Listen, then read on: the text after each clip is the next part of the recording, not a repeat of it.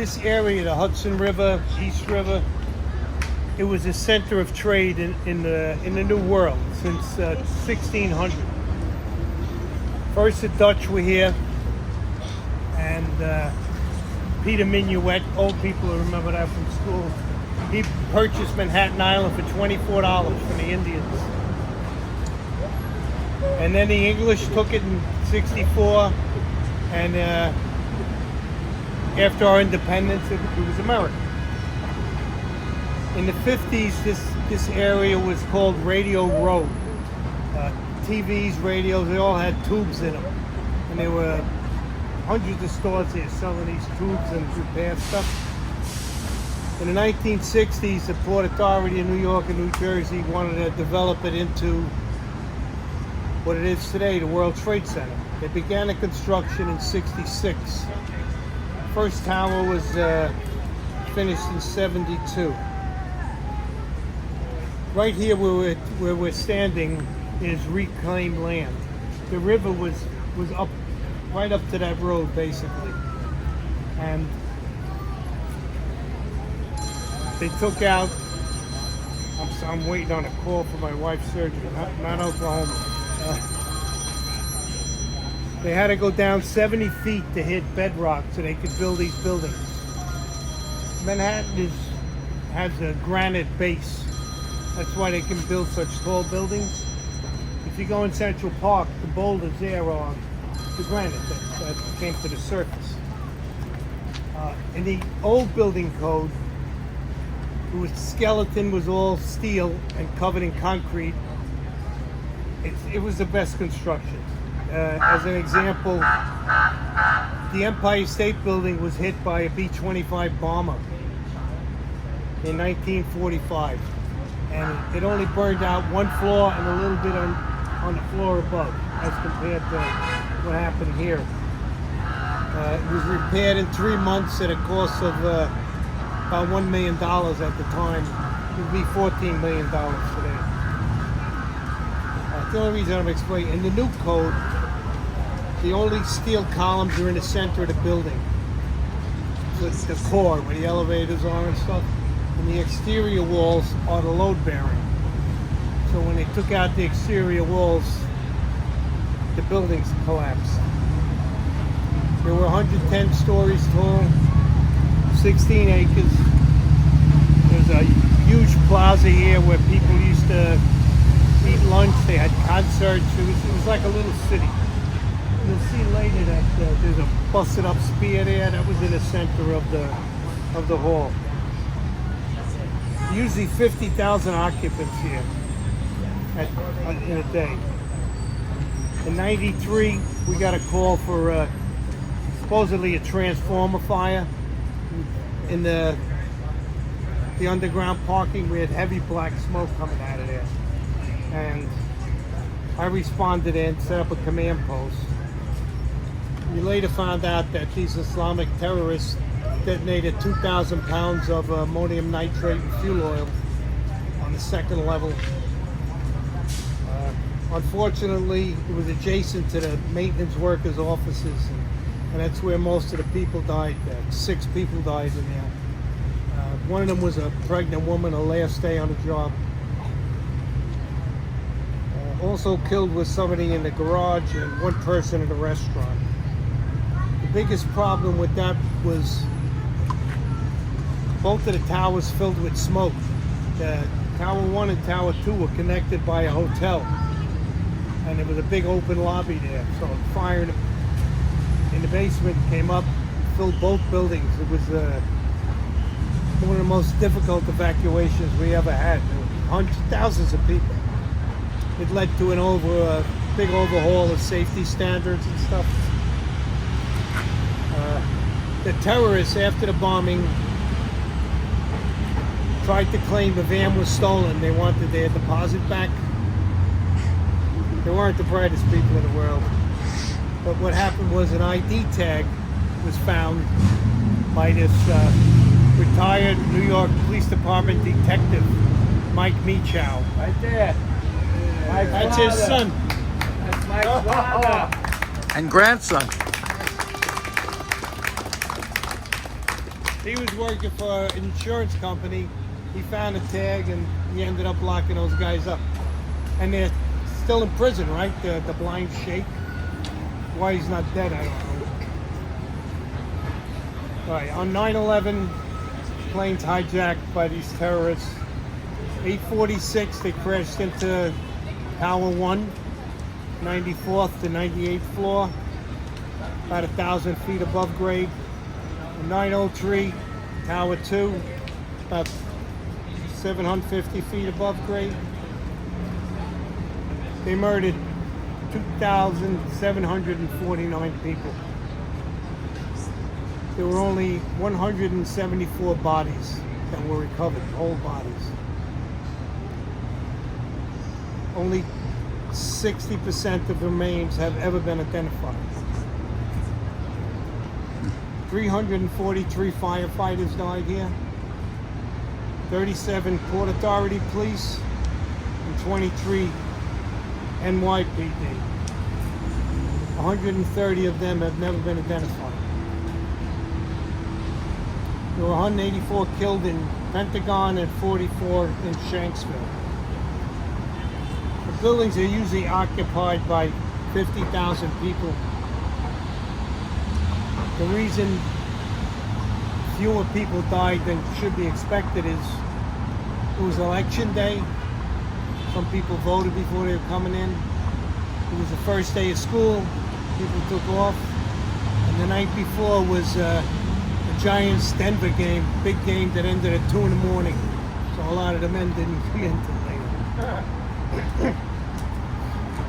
87% of the occupants were evacuated. 17,000 people the fire department evacuated before they collapsed. 9/11 changed all of New York. At that time, the schools were used as morgues. The Greek Orthodox church over there, you'll see, that was destroyed. Churches were respite sites, and because the guys worked here for months and months and months. This is considered hollow ground because over 1,000 people have not been identified. They haven't even found a bone, you know. We were going to, what, 2-3 funerals a day for months. Population down here is now up about 30%. A lot of these buildings are office buildings turned into apartments. Now 1/3 of the people down here walk to work. So that's a little bit of the history. I'd like to show you the survivor tree now for anyone that doesn't know about it. This tree here is known as the survivor tree.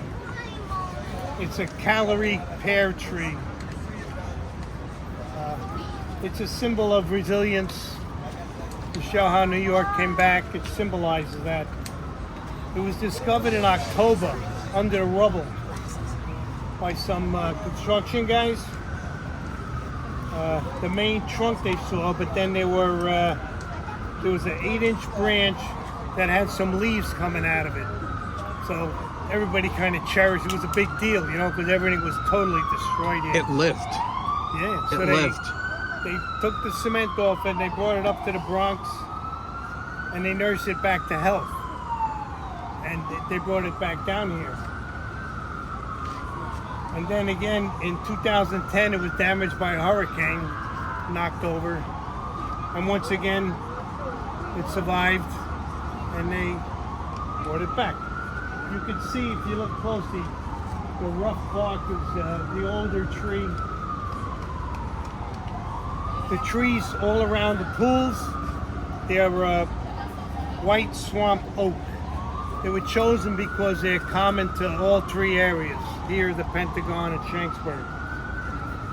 They're eventually supposed to grow to 60 feet tall and create a canopy over the pools.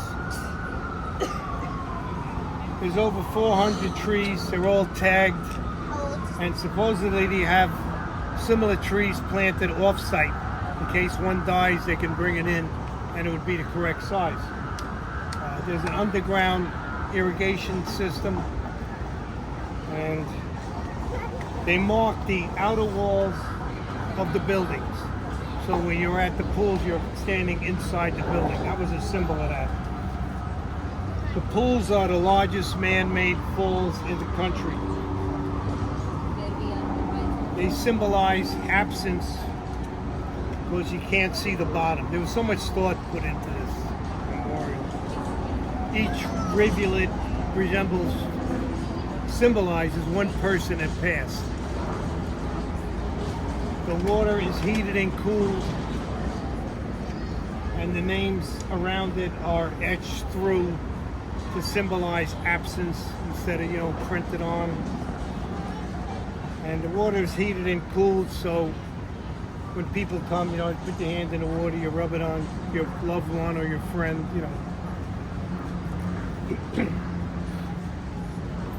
When I talked about the thought that went into this, initially there were people that wanted everybody listed randomly or in alphabetical order, and the uniformed forces that said that there were victims and there were heroes. So we wanted our people all together. So they came up with this term called meaningful adjacencies. Fellas that work together, or friends, and actually even the civilians in the building, the people that work together are all together, right? So the South Pool is first responders, the workers that lived here, visitors, and Flight 175. The NYPD ends and the fire department starts, and there was this family, the Vigianos. The father just passed away. He had one son who was a cop and one who was a fireman, and lost both of them. And I get choked up. where the police son ends, fireman starts, that's his brother. They put them together. All right, we can go over to the pools now. Yeah, we all know somebody. Yep.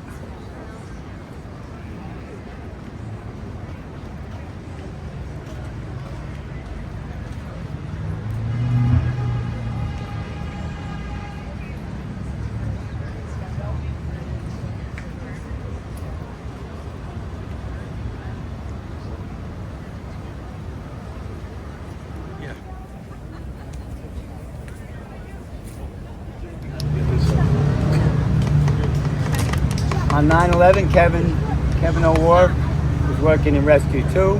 He perished. So his daughter, Jamie O'Rourke, right now is taking care of Kevin's mother, who's seriously ill. Otherwise, since we started, Jamie O'Rourke, who's a baker, would bake all cookies. So every family would get cookies when they came up here in business. So Jamie is taking care of her father's mother right now. Otherwise, she called me up. She says she has like 100 pounds of dough in the freezer. She can't unfreeze it because she's taking care of her grandmother. So this is Jamie O'Rourke. We might see her, but next trip we'll definitely see her. But she said she's going to save that dough for Christmas. It will be good. That's Kevin O'Rourke, and Jamie's our girl. She lives in Long Beach with her mom now. Here's the Vigianos. Here's one too. Yeah, that's their brothers. Fireman, policeman. And Langone, fireman, policeman.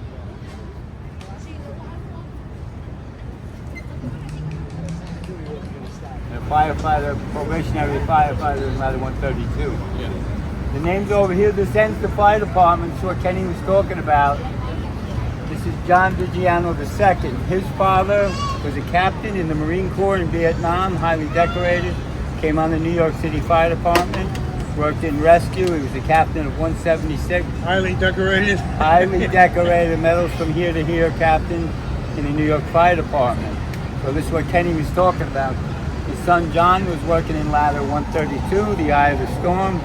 His other son Joe, who begins the police department, was working in ESU. They both perished in this tower. What happened for Captain Vigiano was, like many of the guys here, the family members, their fathers, brothers were firefighters. They were here every day. If they were retired, they were wearing their old uniforms, and they would be digging every day. They would meet up, and they'd all walk in, with dignity, whoa, and they would search for their loved ones. So that happened every day for 10 months. Obviously, some of them weren't found. After that, Captain Vigiano, after losing his family, started getting vests from all across the country and was sending them to the war zones where the soldiers were ill-equipped. So they would put the bulletproof vests from the police departments across the country. He would crate them and send them over. So the guys would line the bottoms of their Humvees with the vests that Captain Vigiano was sending over for their safety. So that's how he affected to continue to help people after losing his family. So he was a real hero. And then I think Kenny wants us to go over the 10 and 10. He wants to show us. Engine 10, ladder 10. These companies were formed in 1980. Specifically because of the World Trade Center, because there were so many people here. An additional 50,000 people, many alarms. That's why they founded this company. This bronze relief, which tells the whole story of the Trade Center, we'll get into that. It was donated by a law firm, Harold and Knight, in 06. It was in honor of one of their partners, Len Winnick, who was a volunteer fireman on Long Island. When the planes hit, he left his office, went down, got his gear out of the car, went over to the towers, and he died. So the law company donated all kinds of stuff to the men working there, boots and whatever. And then they decided to do this in his honor. Every firefighter that died is listed here. They're listed in alphabetical order, not rank order or anything. Trying to make it, the right way. The losses in the fire department included the chief of department, a first deputy fire commissioner who was a retired chief and became a civilian commissioner, the chaplain Michael Judge, one of the most wonderful men you'll ever meet in your life, and a probationary firefighter whose first day was on the job. There were no symbols on the helmets designating units, or they don't resemble anybody in particular. That was done on purpose because it was dedicated to everyone that was here.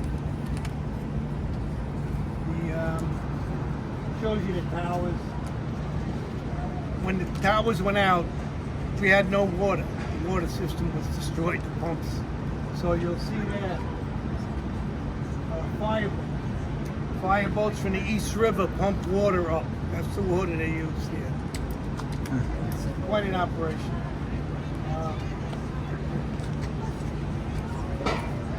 Behind this relief, before it was put up, it was hinged down, and there were personal notes put in by the family and friends, and then it was sealed up, so they'll be in there forever.